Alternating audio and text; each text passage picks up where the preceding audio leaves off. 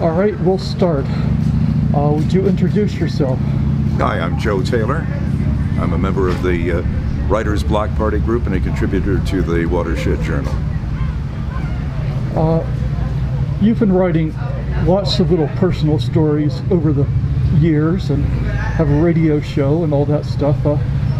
How has this COVID-19 stuff affected your life in general? Well, as far as affecting my life in general, I don't know that it has really that much. I don't really do that much that was canceled or postponed.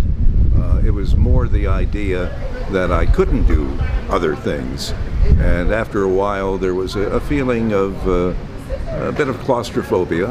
And I made a point to reach out to relatives and friends to see how they were doing, and actually to keep myself connected with them.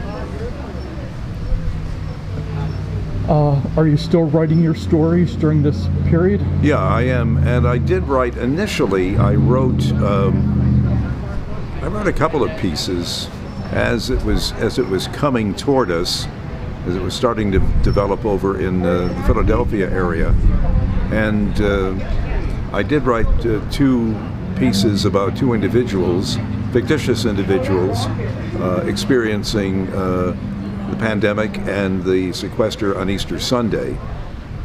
But then I think as it became, as the novelty, shall we say, wore off, I found myself really walking away from it. I guess I didn't really want to actively think about it that much because I was experiencing it.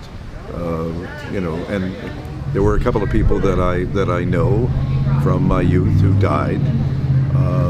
So I think initially it was something interesting to write about, and then as it affected my life to the degree that it did, and other people's lives, it was something that I really didn't want to focus on anymore. Just wanted to get through. In the past week or so, there's a bunch of protests that have arisen because of the death of George Floyd at the hands of the Minneapolis police. And you decided to come out today for this rally instead of worrying about your isolation. Why did you decide this was important enough to come out and come here in person? Because this is something that I have been seeing all of my life. I was a newsman in both New Haven, Connecticut, and then in Pittsburgh back in the late 60s.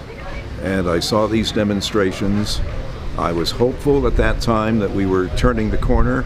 I thought we had turned the corner when Barack Obama was elected president. And I'm saying now that we have not. And I think we all need to be out here.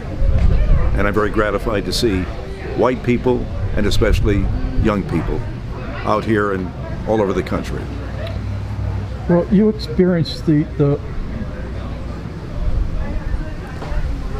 protesting in the 60s, and does this feel like the same thing, or does it feel No, not at all. 60s, there was a lot more overt violence, looting.